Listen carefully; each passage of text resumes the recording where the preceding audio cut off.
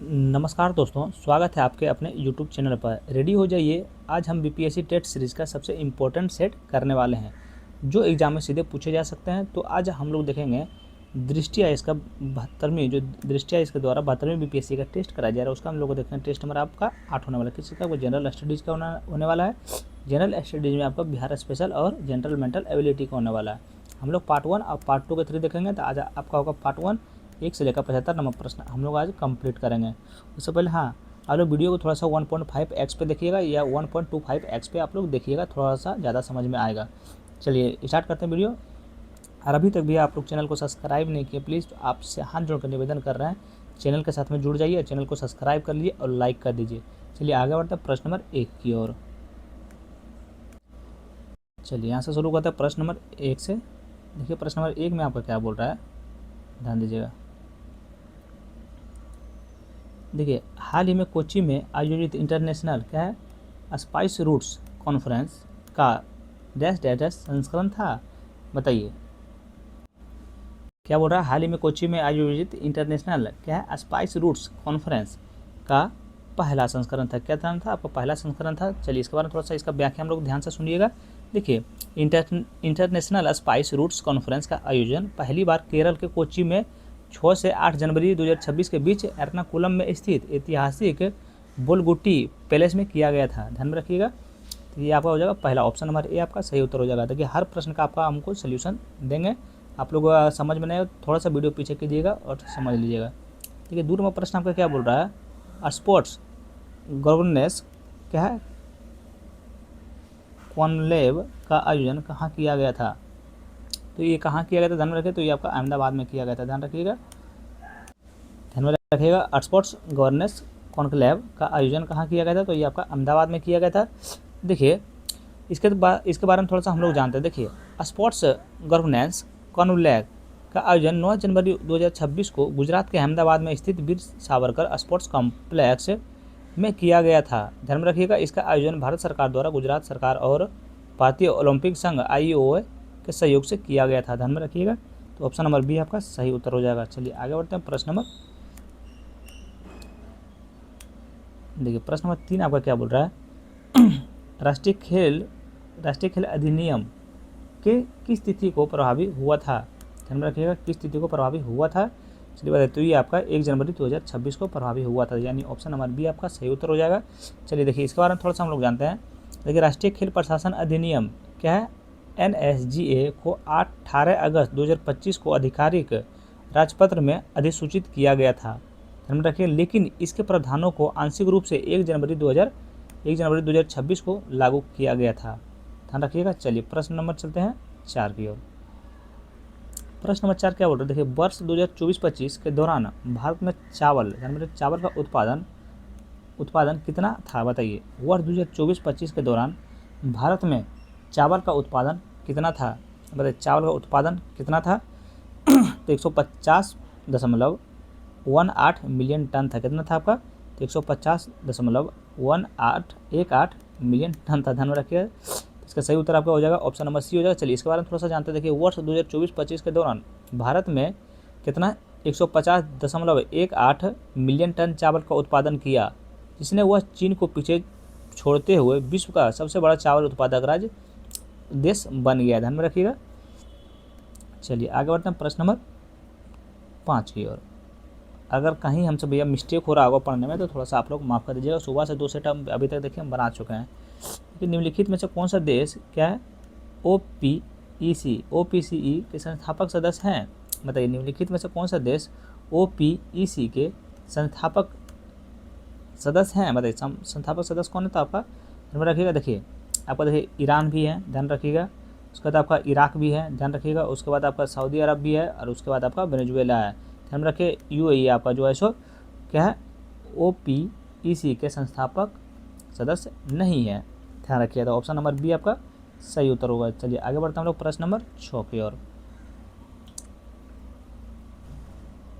चलिए 6वां प्रश्न देखिए क्या है, देखिए समुद्र प्रताप क्या है, बताइए। समुद्र प्रताप क्या है, प्रताप है ध्यान में रखिए। समुद्र प्रताप क्या है, चलिए बताइए। समुद्र प्रताप आपका हो जाएगा। देखिए भारतीय तटरक्षक का प्रदूषण नियंत्रक पोत है, ध्यान में रखिएगा। क्या है?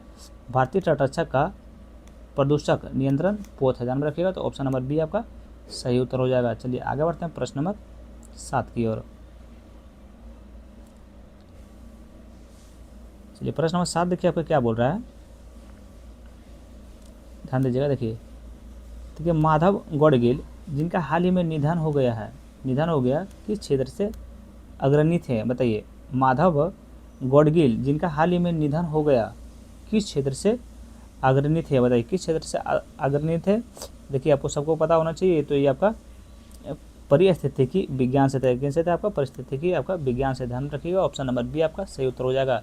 चलिए इसके बारे में थोड़ा सा जानते हैं, माधव गढ़गिल के बारे में, ध्यान रखिएगा। देखिए माधव गढ़गिल भारत के सबसे प्रमुख परिस्थितिकीविदों और पर्यावरण विचारकों में से एक थे, जो परिस्थितिकी विज्ञान तथा पर्यावरण संरक्षण अपने क्या अग्रणी योगदान के लिए जाने जाते थे, ध्यान रखिएगा। चलिए आगे चलते हैं प्रश्न नंबर 8 की ओर।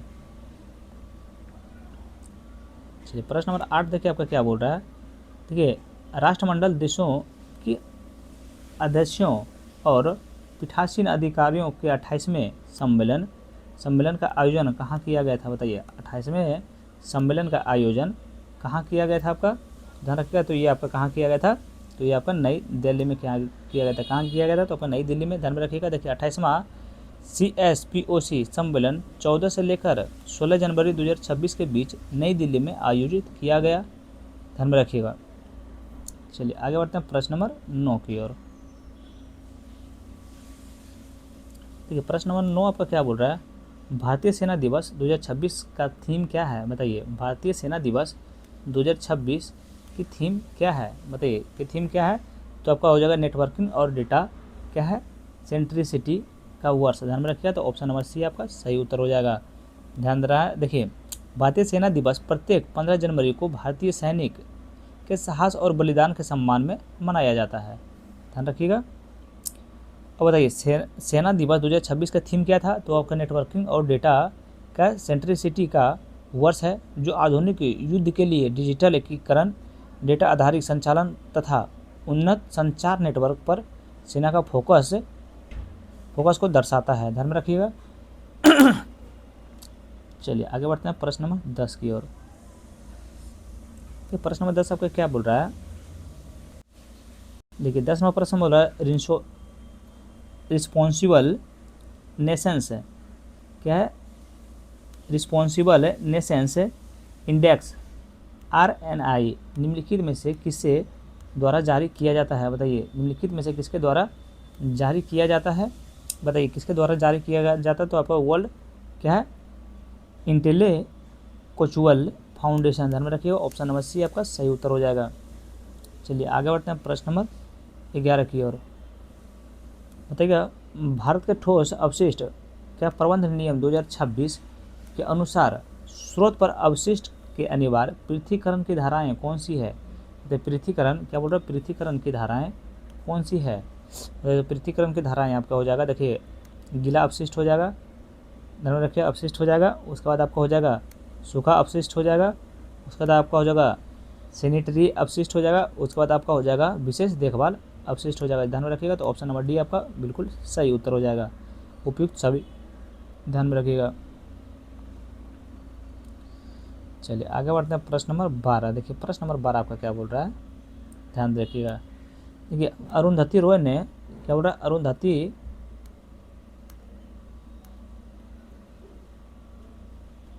एक सेकंड रुक जाइए। ये अरुंधति रॉय ने अपने किस उपन्यास के लिए क्या है Mritbhumi book of the year award 2026 जीता है? बताइए क्या अरुंधति रॉय ने अपने किस उपन्यास के लिए Mritbhumi book of the year award 2026 जीता है? तो ये आपका जीता है द मेरी कम्स टू मी, ध्यान में रखिएगा। ऑप्शन नंबर ए आपका सही उत्तर हो जाएगा, ध्यान में रखिए। चलिए इसके बारे में थोड़ा सा हम लोग जानते हैं। देखिए प्रसिद्ध लेखिका और सामाजिक कार्यकर्ता अरुंधति रॉय को उनके उपन्यास द मेरी कम्स टू मी के लिए Mritbhumi book of the year award 2026 से सम्मानित किया गया है, ध्यान रखिएगा। चलिए अगला चलते हैं प्रश्न नंबर 12 की ओर। देखिए प्रश्न नंबर 12 पर क्या बोल रहा है, ध्यान रखिएगा। देखिए कार्लोस अल्कराज ने ऑस्ट्रेलियन ओपन 2026 किसे हराकर खिताब जीता है? बताइए किसे हराकर खिताब जीता है? ध्यान में रखिए, देखिए सबको पता है ये करंट अफेयर्स है, तो ये आपका ध्यान में रखिएगा, आपका नोवाक जोकोविच को हराकर आपका जीता है। ध्यान में रखिएगा, किसको हराकर जीता है, तो आपको नोवाक जोकोविच को आपका हराकर जीता है। ध्यान में रखिए, देखिए ऑस्ट्रेलियन ओपन 2026 में मेंस सिंगल फाइनल में कार्लोस अल्कराज ने नोवाक जोकोविच को हराकर खिताब जीता है। ध्यान रखिएगा। 14वां प्रश्न देखिए, वर्ल्ड गवर्नमेंट समिट 2026 की मेजबानी किस शहर ने की है? बताइए, वर्ल्ड गवर्नमेंट समिट 2026 की मेजबानी किस शहर ने की है? बताइए किस शहर ने की है, तो ये आपका ये दुबई ने की है। ध्यान में रखिएगा, ऑप्शन नंबर सी आपका सही उत्तर हो जाएगा। ध्यान में रखिए, देखिए वर्ल्ड गवर्नमेंट समिट 2026 का आयोजन 3 से लेकर 5 फरवरी 2026 के बीच संयुक्त अरब अमीरात के दुबई में किया गया था। ध्यान में रखिएगा, ऑप्शन नंबर सी आपका सही उत्तर हो जाएगा। चलिए आगे बढ़ते हैं प्रश्न नंबर 15 की ओर। बताइए, 16वें वित्त आयोग द्वारा क्या अनुशंसित क्षैतिज वितरण में क्षेत्रफल के पैरामीटर को कितना प्रतिशत भार दिया गया है? बताइए क्या बोल रहा है, 16वें वित्त आयोग द्वारा अनुशंसित क्षैतिज वितरण में क्षेत्रफल पैरामीटर को कितना प्रतिशत भार दिया गया है? तो बताइए, तो आपका ये 10% भार दिया गया। कितना दिया गया? तो आपको 10% भार दिया गया। ध्यान में रखिएगा। चलिए आगे बढ़ते हैं प्रश्न नंबर 16 की ओर। देखिए, निम्नलिखित में से किन निकायों को फ्रंटियर नागालैंड क्या टेरिटोरियल अथॉरिटी समझौते पर हस्ताक्षर किए हैं? तो निम्नलिखित में से किन निकायों के फ्रंटियर नागालैंड टेरिटोरियल अथॉरिटी समझौता पर हस्ताक्षर किए हैं? तो रखिएगा, हस्ताक्षर किए हैं, तो ये आपके किए हैं उपयुक्त में से एक से अधिक। लेकिन उपयुक्त में से एक से अधिक आपको कौन होगा? ए होगा, बी होगा या फिर सी होगा? आप लोग प्लीज़ कमेंट बॉक्स में बताइए। दो क्वेश्चन हम हमेशा आप लोग के लिए छोड़ते हैं, तो आप लोग इसका आंसर प्लीज़ कमेंट बॉक्स में बताइएगा। चलिए 16वां प्रश्न देखिए आपका क्या है। हाल ही में समाचारों में रहा न्यू स्टार्ट सिटी ट्रीटी क्या है? हाल ही में समाचारों में रहा न्यू स्टार्ट ट्रीटी किन देशों के बीच है? बताइए किन देशों के बीच में? तो आपको संयुक्त राज्य अमेरिका और रूस के बीच में। ध्यान में रखिएगा, ऑप्शन नंबर बी आपका सही उत्तर हो जाएगा। चलिए आगे बढ़ते हैं प्रश्न नंबर 18 की ओर। बताइएगा, देखिए अभ्यास क्या है? KHANJ खंजर 2026 का आयोजन कहाँ किया गया था? बताइए, अभ्यास खंजर 2026 का आयोजन कहाँ किया गया था? बताइए, सबको पता आपका ये आपका असम में किया गया था। ध्यान में रखिएगा, कहाँ किया गया था? असम में किया गया था। देखिए अभ्यास खंजर 2026 का 13वां संस्करण जो भारत के किर्गिस्तान के बीच एक संयुक्त सैन्य अभ्यास है, जो असम के सैनितपुर जिले में क्या है मिसामारी में आयोजित किया गया था। ध्यान में रखिएगा। चलिए आगे बढ़ते हैं प्रश्न नंबर 19 की ओर। तो ये निम्नलिखित में से किसे स्वच्छता पखवाड़ा पुरस्कार 2025 के प्रथम पुरस्कार प्रदान किया गया है? निम्नलिखित में से किसे स्वच्छता क्या पखवाड़ा पुरस्कार 2025 में प्रथम पुरस्कार प्रदान किया गया है? तो ये आपका ध्यान में रखिएगा, आपका पारादीप बंदरगाह क्या प्राधिकरण को किया गया। ध्यान में रखिएगा, ऑप्शन नंबर बी आपका सही उत्तर हो जाएगा। चलिए आगे बढ़ते हैं प्रश्न नंबर 20 की ओर। बताइए, भारत में पहली क्या है जलमग्न सड़क क्या रेल सुरंग किस नदी के नीचे क्या प्रस्तावित की गई है? किस नदी के नीचे प्रस्तावित की गई है? क्या बोला, भारत की पहली जलमग्न सड़क सह रेल सुरंग किस नदी के नीचे प्रस्तावित की गई है? तो बताइए किस नदी के नीचे प्रस्तावित की गई है? तो आप लोग को पता है आपका ब्रह्मपुत्र नदी के नीचे आपका किया गया है। ध्यान में रखिएगा, ऑप्शन नंबर सी आपका सही उत्तर हो जाएगा। चलिए 21 नंबर प्रश्न देखिए क्या है, भ्रष्टाचार धारक सूचकांक क्या CPI 2025 में भारत की रैंक क्या है? बताइए भारत की रैंक आपका क्या है? तो आपको सबको पता भारत की रैंक आपका 91 है। ध्यान में रखिएगा।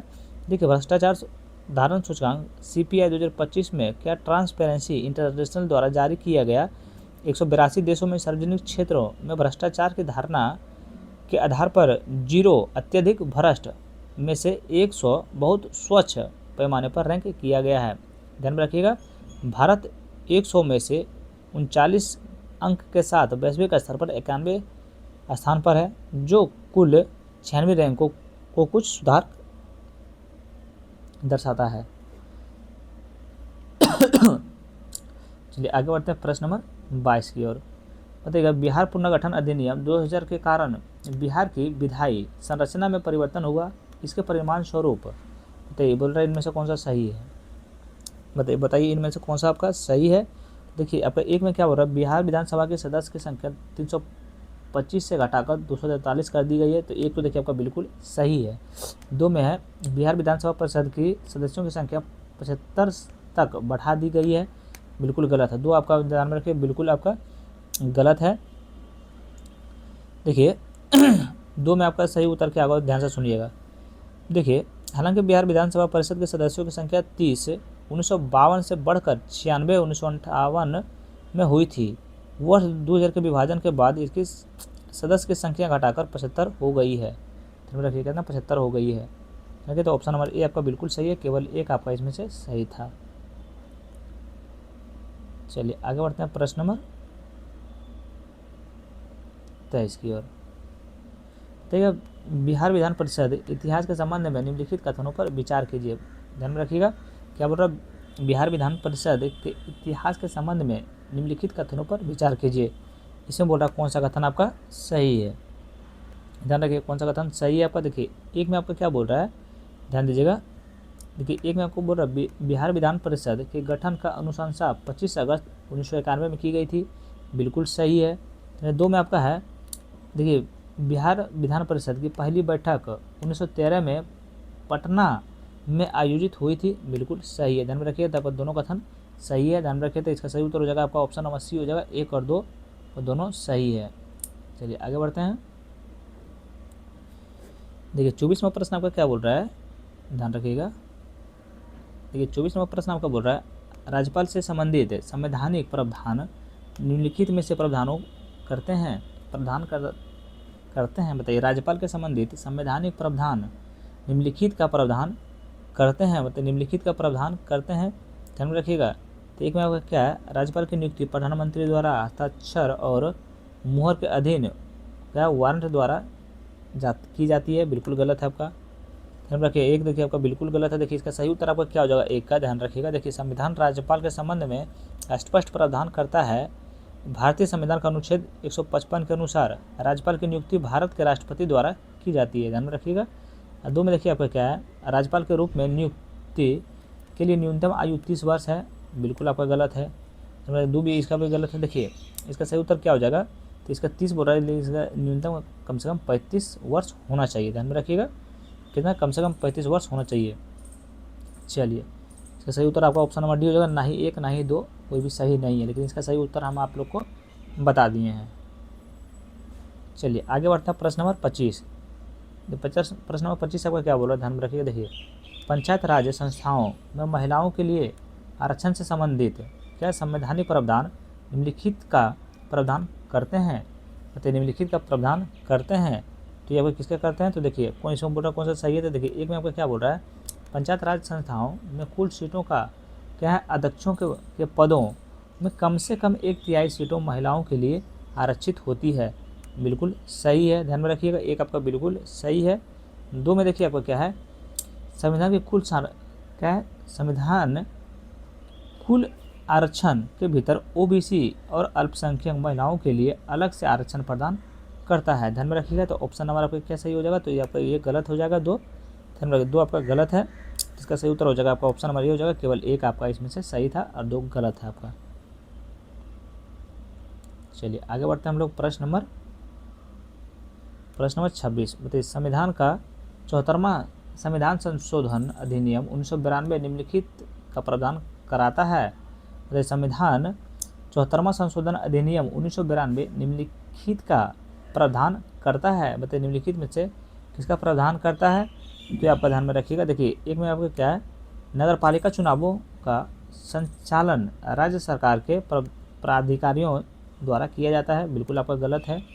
देखिए बिल्कुल गलत है, इसका हम लोग सही उत्तर 1 का देखेंगे तो क्या हो जाएगा, ध्यान में रखिए। देखिए संविधान 74वां संशोधन अधिनियम 1992 में शहरी शासन को सुदृढ़ करने के लिए क्या स्वशासी संस्थाओं की स्थापना की। इसके अनुसार नगर पालिका चुनाव राज्यों निर्वाचन आयोग द्वारा कराए जाते हैं, न कि राज्य सरकार के प्राधिकारियों द्वारा। ध्यान में रखिए, किसके, निर्वाचन आयोग के द्वारा कराए जाते हैं। ध्यान में रखिएगा, राज्य संचालक सरकार के द्वारा नहीं कराया जाता है, ये आपका किसके द्वारा, निर्वाचन आयोग द्वारा कराए जाते हैं। 2 में देखिए आपका क्या है, देखिए 3 लाख से अधिक जनसंख्या वाले शहरों में वर्ल्ड क्या समितियों का अनिवार्य गठन किया जाता है, बिल्कुल आपका सही है। तो इसका सही उत्तर हो जाएगा ऑप्शन नंबर बी हो जाएगा, केवल 2 इसमें से आपका सही था।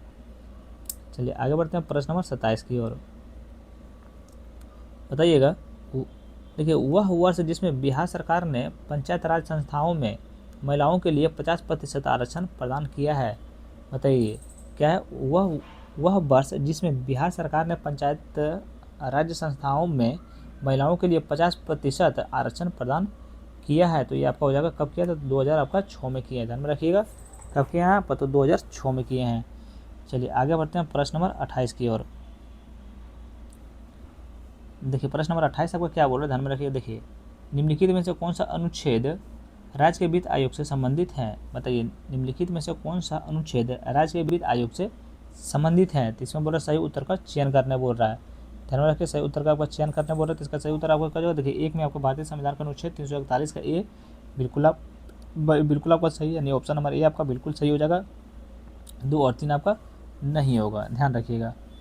चलिए आगे बढ़ते हैं हम लोग प्रश्न नंबर 29 की ओर। बताइए, देखिए जिला मजिस्ट्रेट, जिला कलेक्टर जिला प्रशासन में विभिन्न भूमिकाओं में अधिकतर क्षेत्र का प्रयोग करता है। निम्नलिखित में से कौन से इस अधिकार क्षेत्र में शामिल है। बताइए कौन सा इस क्षेत्र के में शामिल है, ध्यान रखिएगा। देखिए कथन एक आपको क्या बोल रहा है, कथन एक में है भूमि एवं राजस्व प्रशासन का प्रमुख, बिल्कुल सही है। 2 में आपका है कार्यपालिका मजिस्ट्रेट्री का जिला प्रमुख तथा विधि व्यवस्था का समग्र निगरानी, बिल्कुल आपका सही है। 3 में आपका है देखिए शस्त्र विस्फोटक एवं सिनेमेटोग्राफी अधिनियमों से संबंधित लाइसेंस जारी करने का क्या है, प्राधिकरण है, बिल्कुल आपका सही है, ध्यान में रखिएगा। तो आपका चलिए आगे बढ़ते हैं। शायद अब और भी ऑप्शन दिया होगा, देखिए 4 में दिया हुआ इसका ऑप्शन ऊपर वाला का ही है। पुलिस प्रशासन से संबंधित कानूनों में प्रत्येक संशोधन करने का अधिकार, क्या 4 आपका सही है, तो 4 आपका बिल्कुल आपका सही नहीं है, 4 आपका गलत है। देखिए 4 का उत्तर आपका क्या हो जाएगा, हालांकि वह पुलिस प्रशासन से संबंधित कानूनों से सीधे संशोधन नहीं कर सकता है, क्योंकि कानून बनाना या संशोधित करना उसका कार्य नहीं है। ध्यान में रखिएगा। तो इसका सही उत्तर क्या हो जाएगा, तो ऑप्शन नंबर ए हो जाएगा। 1, 2 और 3 आपका सही था। चलिए आगे बढ़ते हैं प्रश्न नंबर, देखिए प्रश्न नंबर 30 आपका क्या बोल रहा है, ध्यान दीजिएगा। देखिए भारत में सर्वोच्च न्यायालय के संदर्भ में निम्नलिखित कथनों पर विचार कीजिए। क्या बोल रहा है, भारत के सर्वोच्च न्यायालय के संदर्भ में निम्नलिखित कथनों पर विचार करना है, ध्यान में रखिएगा। चलिए विचार करते हैं, बहुत बढ़िया क्वेश्चन है। ये कथन एक में क्या बोल रहा है, इसने 26 जनवरी 1950 में क्या फेडरल कोर्ट ऑफ इंडिया का स्थान लिया, बिल्कुल आपका सही है, सर्वोच्च न्यायालय के संदर्भ में, ध्यान में रखिएगा। 2 में आपका है देखिए भारतीय संविधान का अनुच्छेद 32 इसे मौलिक अधिकारों के परिवर्तन हेतु रिट जारी करने का अधिकार देता है, ध्यान में रखिए। 2 भी आपका बिल्कुल सही है। 3 आपका देखिए क्या है, सर्वोच्च न्यायालय के न्यायाधीश 62 की आयु में क्या सेवानिवृत्त होते हैं, बिल्कुल आपका गलत है, ध्यान में रखिए। 3 आपका बिल्कुल देखिए गलत है। देखिए इसका हम लोग सही उत्तर देखेंगे तो क्या हो जाएगा, देखिए वर्तमान में इसने भारत के मुख्य न्यायाधीश और 33 अन्य न्यायाधीश शामिल हैं, ध्यान में रखिएगा। कितना है, 33 अन्य शामिल है, ध्यान में रखिएगा। देखिए 33 अन्य शामिल है। देखिए 62 बोतल में 62 वर्ष नहीं होगा ये आपका। देखिए अरे यार, देखिए इसका सही उत्तर आपका क्या हो जाता है, हालांकि सर्वोच्च न्यायालय में न्यायाधीश 65 वर्ष की आयु में सेवानिवृत्त होते हैं। कब होते हैं, 65 वर्ष की आयु में, ना कि आपका 62 के वर्ष में होते हैं, ध्यान में रखिएगा। देखिए और अब 4 में क्या है, इसमें भारत के मुख्य न्यायाधीश और 33 अन्य न्यायाधीश शामिल होते हैं, बिल्कुल आपका ये गलत है, ध्यान में रखिएगा, ये बिल्कुल आपका गलत है। देखिए वर्तमान में न्यायाधीश 33 अन्य शामिल होते हैं न्यायाधीश, बिल्कुल सही है। देखिए 4 आपका जो है बिल्कुल आपका सही है भैया, ध्यान रखिएगा। तो इसका सही उत्तर क्या होगा, 1, 2 और 4 आपका सही है। 1, 2 और 4 किस में है, 1, 2 और 4 आपका ऑप्शन नंबर सी में है, ध्यान में रखिएगा। अगर हमसे कहीं मिस्टेक हो रहा होगा भैया तो आप लोग प्लीज़ भाई समझकर माफ़ कर दीजिएगा। चलिए आगे बढ़ते हैं। 31वां प्रश्न, बिहार पुलिस सुधारों के संदर्भ में निम्नलिखित कथनों पर विचार कीजिए। क्या बोल रहा है, बिहार पुलिस सुधारों के संदर्भ में निम्नलिखित कथनों पर विचार कीजिए, ध्यान में रखिएगा। चलिए विचार करते हैं। ये कथन एक में आपको क्या बोल रहा है, बिहार के प्रति 1 लाख जनसंख्या पर पुलिसकर्मियों की संख्या 165 से 170 तक बढ़ाने का लक्ष्य रखता है, बिल्कुल आपका सही है, ध्यान में रखिएगा। कथन 2 में बोल रहा है, बिहार में आधुनिक पुलिस व्यवस्था की शुरुआत वर्ष 1862 में भारतीय पुलिस अधिनियम 1861 में लागू होने के बाद हुई थी, बिल्कुल आपका सही है, ध्यान में रखिएगा। 3 में आपका पुलिस को जनता के करीब लाने के लिए वर्ष 1958 में एक पुलिस आयोग का गठन किया गया था। बिल्कुल आपका गलत है, ध्यान में रखिएगा। बिल्कुल आपका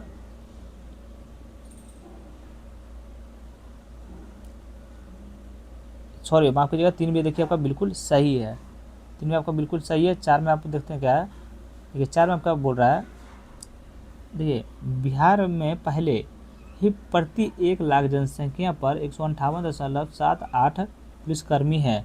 क्या कथन 4 आपका सही है? तो बिल्कुल आपका 4 जो है गलत है, ध्यान में रखिएगा। देखिए इसके बारे में सही उत्तर हम लोग देखेंगे। देखिए क्या बोल रहा है, भारत में प्रति जनसंख्या पर स्वीकृत पुलिस बल 195.39 है, जबकि वास्तविक संख्या लगभग 155.78 है। वहीं बिहार में अभी भी प्रति 1 लाख जनसंख्या पर 100 पुलिसकर्मी ही है, ध्यान रखिएगा। इसका सही उत्तर आपका क्या हो जाएगा, ध्यान रखिएगा। तो इसका सही उत्तर आपका हो जाएगा ऑप्शन नंबर आपका डी हो जाएगा। 1, 2 और 3 आपका सही है, 4 आपका गलत था। चलिए आगे बढ़ते हैं प्रश्न नंबर 92 की ओर।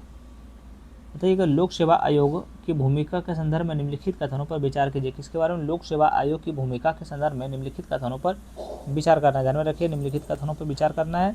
देखिए एक में आपका क्या बोल रहा है, वे संघ एवं राज्य सेवाओं की नियुक्ति हेतु परीक्षण आयोजित करते हैं। क्या ये कथन 1 आपका सही है? तो कथन 1 आपका बिल्कुल सही है, ध्यान में रखिएगा। कथन 2 आपका क्या बोल रहा है, वे सिविल सेवाओं एवं सिविल पदों के लिए भर्ती की विविध पर परामर्श देते हैं। बिल्कुल आपका सही है, ध्यान में, बिल्कुल आपका सही है। देखिए 3 में आपका क्या है, वे नए अखिल भारतीय सेवाओं का गठन हेतु सीधे कानून बनाते हैं। बिल्कुल आपका गलत है भैया, ध्यान में रखिए, 3 आपका बिल्कुल गलत है। 3 का हम लोग सही उत्तर क्या देखेंगे, देखिए वे राष्ट्रपति या राज्यपाल द्वारा संदर्भित मामलों पर सलाह देते हैं। हालांकि अखिल भारतीय सेवाओं के निर्माण हेतु कानून बनाना इनका कार्य नहीं है, ध्यान रखिए, कानून बनाना इनका कार्य नहीं है। यदि भारतीय संविधान का अनुच्छेद 312 के अंतर्गत संसद को प्राप्त है, ध्यान रखिएगा। 4 में देखिए क्या, वे सरकारी कर्मचारियों से संबंधित क्या है, अनुशासनात्मक मामलों पर सलाह देते हैं। बिल्कुल आपका सही है, ध्यान में रखिए। तो इसका सही उत्तर क्या हो जाएगा, 1, 2 और 4 आपका सही है। इसमें 1, 2 और 4 आपका ऑप्शन नंबर सी में है, ध्यान में रखिएगा और याद रखिएगा। अभी तक चैनल को सब्सक्राइब नहीं किया तो भैया तो प्लीज़ आपसे निवेदन कर रहे हैं, चैनल को सब्सक्राइब कर लीजिए। देखिए उच्च न्यायालय के न्यायाधीशों की नियुक्ति किस अनुच्छेद के अंतर्गत की जाती है? बताइए, उच्च न्यायालय के न्यायाधीशों की नियुक्ति किस अनुच्छेद के अंतर्गत की जाती है? बताइए किस अनुच्छेद के अंतर्गत? अनुच्छेद 217 के अंतर्गत की जाती है, ध्यान में रखिएगा। चलिए आगे बढ़ते हैं हम लोग प्रश्न नंबर 34 की ओर। चलिए बताइएगा, वर्ष 1969 में विशेष श्रेणी राज्य में वर्गीकरण के संबंधित सिफारिश किस वित्त आयोग की थी? बताइए, वर्ष 1969 में विशेष श्रेणी राज्य के वर्गीकरण से संबंधित सिफारिश किस वित्त आयोग की थी? किस वित्त आयोग की थी, ध्यान में रखिएगा। तो ये आपका 5वां वित्त आयोग किए थे, ध्यान में रखिएगा। ऑप्शन नंबर बी आपका सही उत्तर हो जाएगा। 35वां प्रश्न देखिए, भारत में राष्ट्रपति शासन कितनी बार लगाया गया है? बताइए, बिहार में आपका राष्ट्रपति शासन कितनी बार लगाया? तो ये आपका 8 बार लगा हुआ है, ध्यान में रखिएगा। तो कितना बार लगा हुआ है? तो 8 बार लगा हुआ है, ध्यान में रखिएगा। चलिए आगे बढ़ते हैं प्रश्न नंबर 36 की ओर। बताइएगा, देखिए सैयद अता हसनैन ने बिहार के डैश लेफ्टिनेंट जनरल के रूप में शपथ ली है। तो ये आपका 43वें लेफ्टिनेंट जनरल के रूप में शपथ ली है, ध्यान में रखिएगा। यहाँ आप लगा दीजिएगा 43वें लेफ्टिनेंट जनरल के रूप में शपथ ली है। 37वां प्रश्न देखिए, क्या सुजनी कढ़ाई किस क्षेत्र से संबंधित है? क्या सुजनी कढ़ाई किस क्षेत्र से संबंधित है? तो ये आपका बिहार से संबंधित है, ध्यान में रखिएगा। कहाँ से आपका? तो बिहार से संबंधित है। चलिए आगे बढ़ते हैं। मधुबनी चित्रकला को भौगोलिक उपदर्शन GI प्रमाणन किस वर्ष प्राप्त हुआ है? ध्यान में रखिएगा। तो ये आपका हुआ था, आपका 2007 में हुआ था, ध्यान रखिएगा। चलिए 39वां प्रश्न देखिए, जट जटिन नृत्य बिहार के किस क्षेत्र में किया जाता है? बताइए, जट जटिन नृत्य बिहार के किस क्षेत्र में किया जाता है? तो ये आपका मिथिलांचल में किया जाता है, ध्यान में रखिएगा। ऑप्शन नंबर डी आपका सही उत्तर हो जाएगा। चलिए आगे बढ़ने में देखिए, भिखारी ठाकुर किसके लिए प्रसिद्ध हैं? भिखारी ठाकुर किसके लिए आपका प्रसिद्ध है? तो भिखारी ठाकुर आपका भोजपुरी लोकगीत और रंगमंच परंपरा के लिए प्रसिद्ध हैं, ध्यान में रखिएगा। तो ऑप्शन नंबर बी आपका सही उत्तर हो जाएगा। चलिए 41वां प्रश्न देखिए, विश्व का सबसे ऊंचा केसरिया बौद्ध स्तूप बिहार के किस जिले में स्थित है? बताइए, बिहार का सबसे ऊंचा केसरिया बौद्ध स्तूप बिहार के किस जिले में स्थित है? तो बिहार के किस जिले में स्थित है? तो आपका ये पूर्वी चंपारण में स्थित है। ध्यान में रखिएगा और याद रखिएगा, भूलिएगा नहीं। चलिए 42 नंबर प्रश्न देखते हैं क्या है। देखिए, जर्दालू आम बिहार किस जिले से संबंधित है? क्या है? जर्दालू आम बिहार किस जिले से संबंधित है? तो ये आपका ध्यान में रखिएगा, आपका कहाँ है? भागलपुर से आपका संबंधित है। ध्यान में रखिएगा, तो ऑप्शन नंबर ए आपका सही उत्तर हो जाएगा।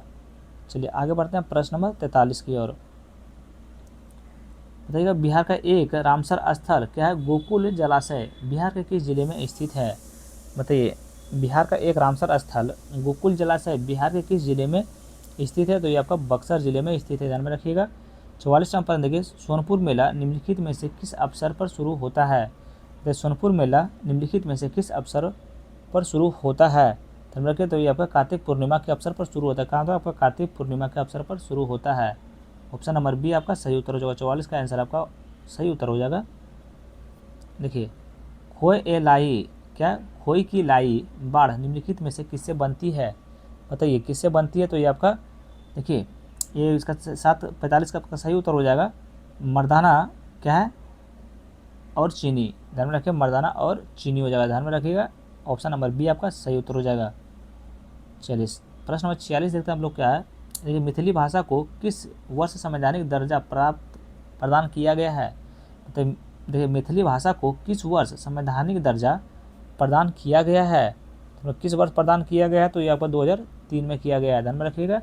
देखिए, नागी पक्षी अभयारण्य बिहार के किस जिले से में स्थित है? बताइए। तो ये आपका सबको पता, देखिए आपका जम्मू जिला में स्थित है। नागी पक्षी अभयारण्य बिहार के आपका किस जिले में है? तो आपका जम्मू में जिला में है, जहाँ से हम बिलोंग करते हैं। चलिए आगे बढ़ते हैं प्रश्न नंबर 48 की ओर। क्योंकि बिहार में निम्नलिखित में से किस अर्धभूमि को रामसर स्थल के रूप में नामित किया गया है? बताइएगा, बिहार में निम्नलिखित में से किस अर्धभूमि को रामसर स्थल के रूप में नामित किया गया है? किस स्थान को किया गया है? ध्यान में रखिएगा। चलिए बताइए किस स्थान को किया गया है। देखिए, बहुत बढ़िया क्वेश्चन है। तो ये आपको किया गया है, देखिए कांवरताल अर्धभूमि को किया गया, गोकुल जलाशय को किया गया, उदयपुर झील को भी किया गया। ध्यान में रखिए, उपयुक्त में से सभी यानी कि ऑप्शन नंबर डी आपका हो जाएगा। तीनों को आपका रामसर स्थल के रूप में नामित किया गया है। चलिए आगे बढ़ते हैं प्रश्न नंबर 50 की ओर, 49 की ओर। देखिए, बिहार का भौगोलिक क्षेत्रफल कितना है? तो बिहार का भौगोलिक क्षेत्र कितना है? तो 194,163 वर्ग किलोमीटर। ध्यान में रखिएगा, ऑप्शन नंबर बी आपका सही उत्तर हो जाएगा। चलिए आगे बढ़ते हैं हम लोग। देखिए, भारत वन स्थिति रिपोर्ट 2023 के अनुसार बिहार के निम्नलिखित जिलों में से किसमें सबसे कम वन पाए जाते हैं? मतलब सबसे कम वन किसमें पाए जाते हैं? ये आपका अरवल में पाया जाता है। ध्यान में रखिएगा। ठीक है, भारत वन रिपोर्ट 2023 के अनुसार बिहार के निम्नलिखित जिलों में से किसमें सबसे कम वन क्षेत्र हैं? बताइए। तो ये आपका ऑप्शन नंबर ए आपका सही उत्तर हो जाएगा। चलिए आगे बढ़ते हैं प्रश्न नंबर 51 की ओर। बताइएगा, कसीर जलप्रपात बिहार के निम्नलिखित में से किस जिलों में स्थित है? बताइए, कसीर जलप्रपात बिहार के निम्नलिखित में से किस जिले में स्थित है? तो ये आपका रोहतास जिला में स्थित है। कहाँ आपका है? रोहतास जिला में आपका स्थित है। 52 नंबर प्रश्न देखिए, कोसी नदी निम्नलिखित में से किस स्थान के निकट गंगा नदी से मिलती है? बताइए, कोसी नदी में निम्नलिखित में से किस स्थान के निकट गंगा नदी से मिलती है? बताइए, गंगा नदी से किस स्थान पर मिलती है?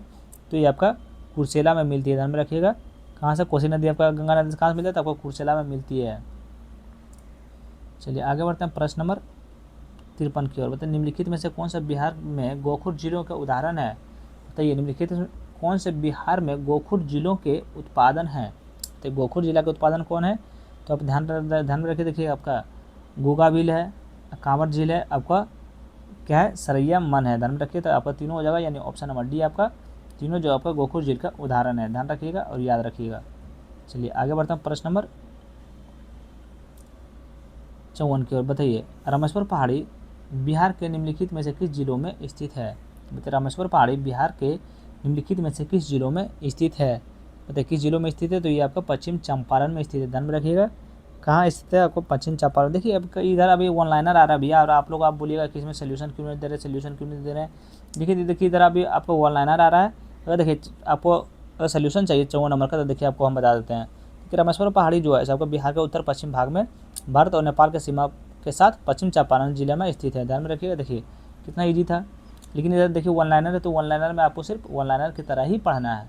तो बिहार का अधिकांश भाग को किस प्रकार की मृदा से बना है, तो बिहार का अधिकांश भाग किस प्रकार की मृदा से आपका बना है, तो आपका जलोढ़ मृदा से बना। ध्यान में रखिए, तो बिहार का देखिए बिहार का अधिकांश भाग जो है सो उनकी सहायक नदियाँ द्वारा जमा की गई जलोढ़ मृदा से ढका हुआ है। ध्यान में रखिएगा।